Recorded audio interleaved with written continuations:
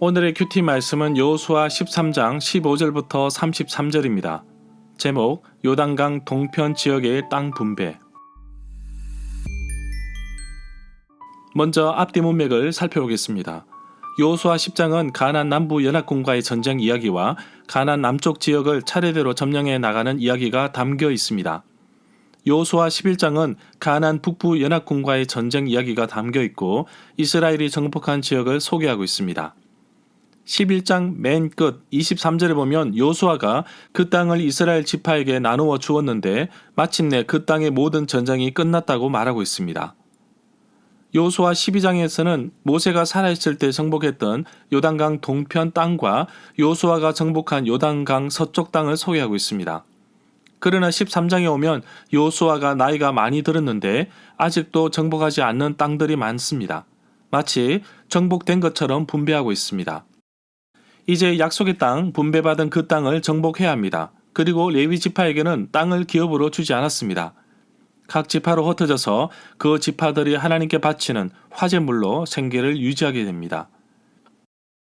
대신 요셉 지파, 므낫셋, 에브라임이 땅을 분배받습니다. 요단강 동편 지역을 땅을 기업으로 받을 지파는 르우벤 지파, 갓 지파, 므낫셋 반쪽 지파입니다. 이미 모세가 살아있을 때 점령했던 곳이며 이 땅을 기업으로 받습니다. 가족들과 가축들은 이곳에 정착하는 대신 두 지파 반의 장정, 군사들은 나머지 지파들이 가나안 땅을 점령하는 것을 도와야 하는데 맨 앞장서서 하도록 맹세를 하였습니다. 문단을 나눠보겠습니다. 15절부터 23절은 르우벤 지파에게 기업으로 준 땅, 24절부터 28절은 갓 지파에게 기업으로 준 땅, 29절부터 33절은 므낫셋 지파에게 기업으로 준 땅. 15절에 보면 모세는 르우벤 지파에게 그들의 인구수에 비례하여 땅을 나누어 주었습니다. 르우벤 지파에게 준 땅을 15절부터 23절에서는 남에서 북으로 가면서 속한 여러 성읍들을 소개하고 있습니다. 르우벤 지파의 땅은 아르논 골짜기 끝에 있는 아로엘에서부터 사이의 요단강 어기 언덕까지 이어집니다. 요단강 동쪽 땅 가운데 제일 남쪽에 위치해 있습니다. 16절에 보면 르우벤 지파가 받을 그 땅의 지명과 구역을 말하고 있는데 이미 모세가 살아있을 때 분배받은 요단 동편 땅 지역입니다. 17절에 보면 바못 바알이라는 뜻은 바알의 산당이라는 뜻을 가지고 있고 벳 바알 무온은 바알 무온의 집이라는 뜻을 가지고 있습니다. 18절에 보면 이 구절에 나오는 야하스는 과거 이스라엘 백성들이 광야에서 가나안으로 가기 위해 아모리 지역을 지나가야만 했습니다. 그래서 아모리 왕 시온에게 사신을 보내어 그냥 지나만 가겠다고 했는데 시온 왕이 허락하지 않았고 이스라엘을 공격하기 위해 야하스에 모였습니다. 이러한 내용은 민수기 21장 23절에 나옵니다. 19절에 보면 민수기 32장 37절부터 38절에서 르우벤 자손들이 기럇다임을 건축하고 그 이름을 바꾸었습니다. 건축한 성읍들의 새 이름을 주었습니다.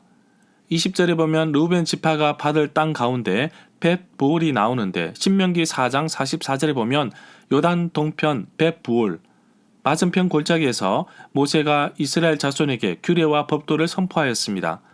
이 땅은 헤스본에 사는 아모리 족속 왕 시온에게 속하였던 곳입니다.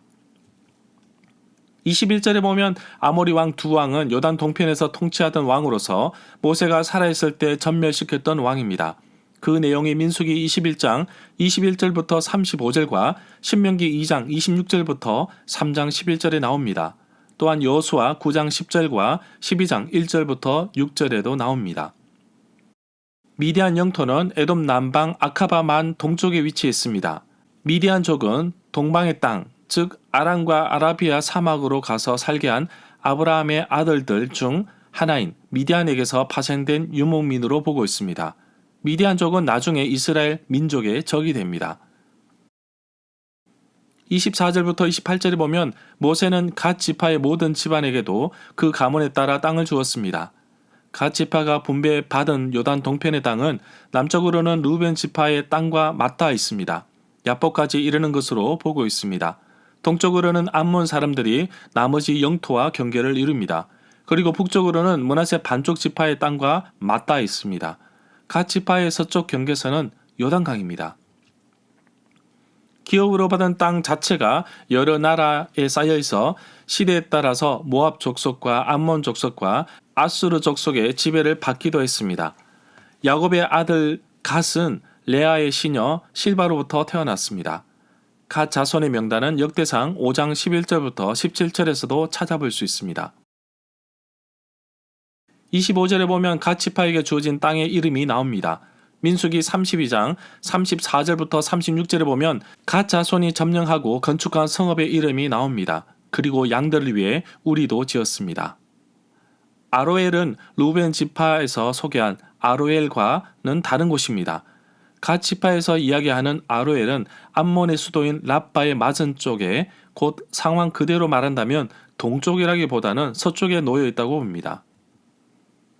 암몬은 창세기 19장 38절에서 롯과 자기 작은 딸의 후손입니다. 암몬은 전통적으로 이스라엘의 적대 세력으로 있었습니다. 그러면서 동시에 블레셋과는 동맹을 맺었습니다. 요단강 동편에 살면서 그들의 이름을 암몬을 오늘날 요르단의 수도인 암몬에 붙어 있습니다. 암몬의 이전 이름은 랍바였습니다. 27절에 보면 성경에서 갈릴리 호수를 긴네렛 호수라고도 부릅니다. 호수를 바다라고 부르는데 동서 길이는 약 11km 되지만 남북의 길이는 21km로 꽤 긴 편입니다. 거의 수평선이 보일 정도인데 고대 사람들의 시선에서는 바다처럼 보였나 봅니다. 숫곳은 야곱이 자기를 위하여 집을 짓고 그곳에 가축을 위하여 우릿간을 지었는데 그 땅의 이름을 숫곳이라고 불렀습니다. 창세기 33장 17절에 나옵니다.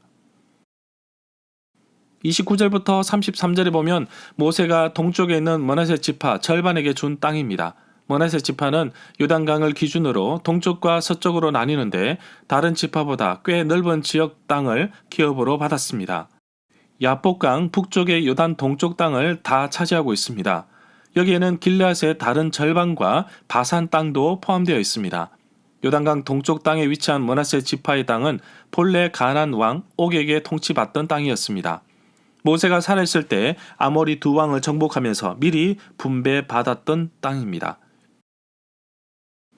31절에 보면 이 구절에 언급된 성읍들은 므낫세의 아들 마길의 집안이 받은 땅입니다. 마길의 자손이 절반이 위의 땅을 받았습니다.